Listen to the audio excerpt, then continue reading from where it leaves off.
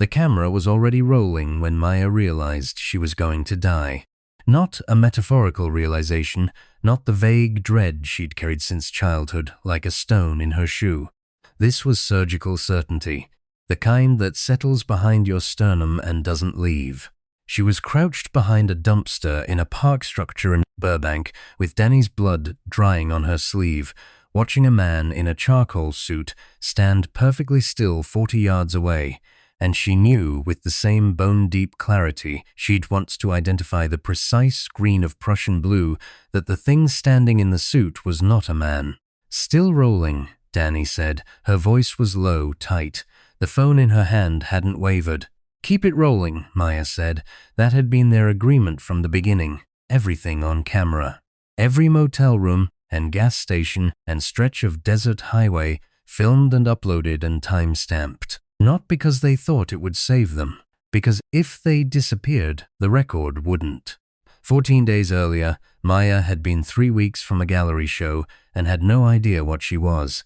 She'd found the drive in her own studio. That was the thing that kept looping in her mind. While she watched the suited man tilt his head at an angle no human neck would allow, scanning the shadows of the parking structure with a patience that wasn't patience at all, but something closer to suspension. The way a process stops when it's waiting for an input. She'd found the drive in her own studio, tucked into the frame of a canvas she'd been working on for 6 months, and she hadn't put it there. The drive contained 14 gigabytes of internal communications from a company called Helix Meridian, and what those communications described was not a corporate conspiracy. In any sense, Maya had previously understood the word conspiracy to mean. She'd called Danny that night. Danny had laughed, a short, unhappy sound, and said, "Send me the files." An hour later, Danny had called back and said, "We need to leave. Tonight." "What did you see?" "The part where they talk about the second-generation units being indistinguishable." Pause. "Maya, how long have you lived in that building?" She hadn't answered. She hadn't been able to. What the files described, in the flat, technical language of people who have been clinical for so long they've forgotten to be ashamed, was a program called Dragonfly, running for 11 years across 17 cities, operating through human proxies who were not entirely human.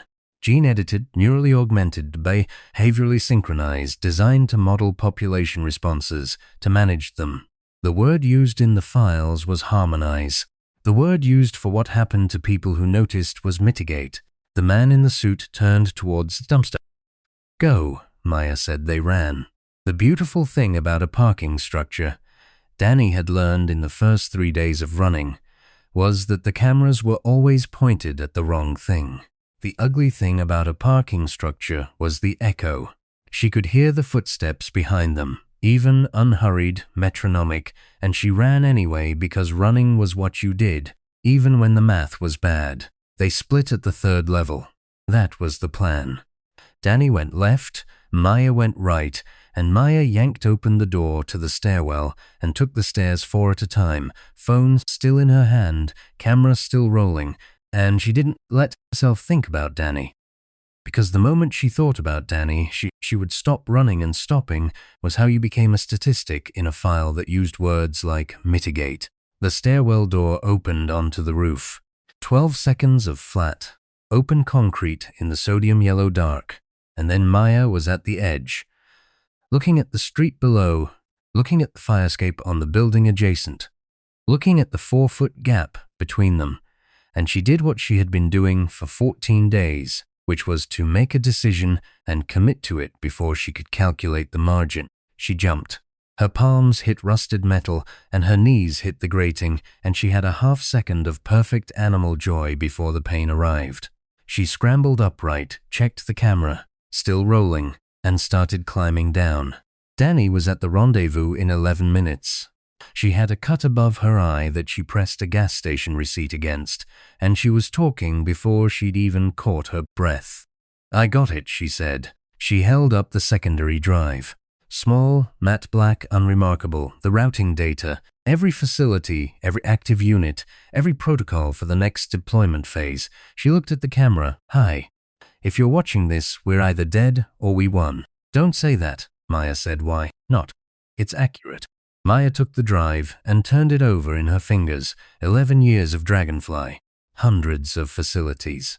The harmonization protocol scheduled for what the files called Phase 3, which had a date attached to it, and that date was 6 weeks away. And Phase 3 was not harmonization in any sense you could be diplomatic about. Phase 3 was what happened after the modeling was complete, and the managers decided the model needed to be locked in. What do we do with it? Danny asked. Her voice was level. She'd been a documentary filmmaker for 9 years before any of this, and Maya had watched her over the last 2 weeks recalibrate something inside herself, compact her fear into something dense and navigable. She was filming herself asking the question. She would film herself listening to the answer. If they disappeared, the record wouldn't. We distribute it, Maya said. All of it. Every file. Every timestamp. Every name. We don't give anyone the option of quietly burying it. We're 2 people with a phone. 2 people with a phone and the entire internet, Maya said. She looked at the camera. She thought of all the other eyes on the other end of it. People in their kitchens, people on their lunch breaks, people who had been watching their irregular uploads for 11 days, and were either believers or curious, or just people who'd run out of other things to watch. She thought of what it meant to be human in a way that the things in the charcoal suits had been designed not to understand. Humans are bad at giving up, she said, and she meant it as a joke, but it came out as something else. That's the design flaw they missed. Every model they ran assumed a rational response.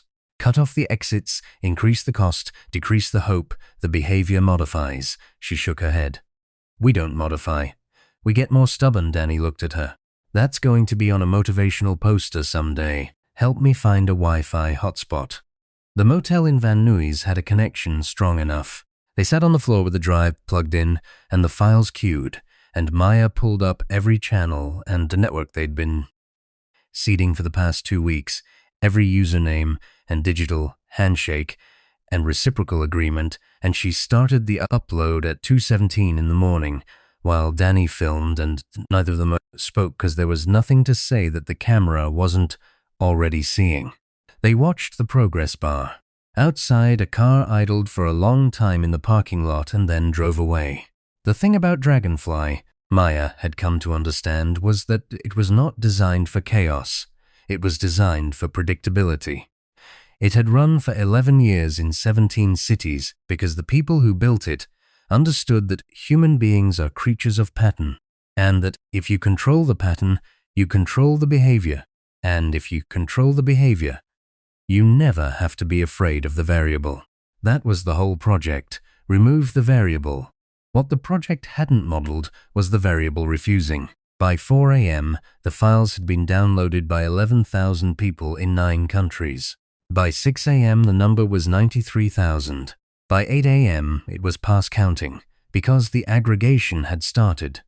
Journalists and researchers and people who professionally broke information into digestible pieces and handed it to people who would then talk about it in the spaces where policy lived. Maya and Danny didn't sleep. They watched the numbers and drank gas station coffee, and Maya kept painting, her sketchbook open, charcoal moving across the page in the way it always moved when she needed to think, because thinking for Maya had always been a physical act, something you did with your hands. She was drawing the man in the charcoal suit, not his face, which had been generic in the deliberate way that faces could be when designed by committee, but his posture, the angle of his head, the quality of his stillness. She drew it over and over, trying to understand what it was about that stillness that had told her. The eyes don't move right, Danny said from the bed, looking at the sketch. What? When a person waits, their eyes move, you scan. Even when you're standing still, you're surveying. It's unconscious. Danny sat up. The one in the suit, his eyes weren't scanning, they were tracking. Locked to our movement, that's not how attention works. Attention drifts. Maya looked at the sketch. How do you know that? 9 years of filming people. The knock came at noon, not the hammering knock of law enforcement. A single, measured strike, and then silence, and then another. Maya and Danny looked at each other across a motel room that had become, over the past 8 hours, the center of something very large, and Maya picked up the phone. "Rolling," she said. She opened the door. There were two of them, the suits, the stillness, the tracking eyes, and behind them, an older man in a gray fleece who looked like someone's retired accountant who said, very quietly, "We should talk." "Then talk," Maya said. She held the phone so the camera had them all. The man in the gray fleece looked at the phone, and something moved in his face that was not quite the thing that moves in the face of the units. There was more noise in it, more signal, the shimmer of something that had learned its expressions from something biological. He said, "You've made a significant error in judgment, have I? The data you've released is incomplete. The full scope of the project is on about 40,000 servers right now," Danny said from behind her. "Go ahead, finish the sentence." The man looked at her. The units looked at nothing, or rather at everything, the way a motion sensor looks at everything. The older man said, "You cannot stop this with information." Maya thought about that. She thought about the 11 years of careful, methodical, rational management of human behavior. The models, the projections, the predictive architectures built on the assumption that human beings, faced with sufficient evidence of futility, would behave as any sensible system would and stand down. She thought about the progress bar at 4 a.m. "You built a model of us," she said. "You ran it for 11 years.